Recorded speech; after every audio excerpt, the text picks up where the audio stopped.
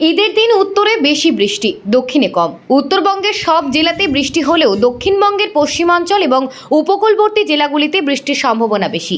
আপাতত উত্তরবঙ্গে বিক্ষিপ্তভাবে বৃষ্টি চলবে। বুধবার দার্জিলিং, কালিম্পং, জলপাইগুড়ি এবং বৃহস্পতিবার দার্জিলিং, কালিম্পং, জলপাইগুড়ি, কোচবিহার ও আলিপুরদুয়ার জেলায় বজ্রবিদ্যুৎ সহ বৃষ্টির সম্ভাবনা। ঈদের দিন উত্তরবঙ্গের সব জেলাতেই বৃষ্টির সম্ভাবনা। বজ্রবিদ্যুৎ সহ হালকা থেকে মাঝারি বৃষ্টিপাত, কোথাও কোথাও বজ্রপাতের আশঙ্কা রয়েছে। দার্জিলিং, কালিম্পং ও জলপাইগুড়ি জেলায় অপেক্ষাকৃত বেশি বৃষ্টি হবে এবং একই সঙ্গে 30 থেকে 40 কিলোমিটার গতিবেগে দমকা ঝড়ো হাওয়া বইবে। শুক্রবার থেকে বৃষ্টির পরিমাণ কমে গিয়ে আবহাওয়ার উন্নতির সম্ভাবনা।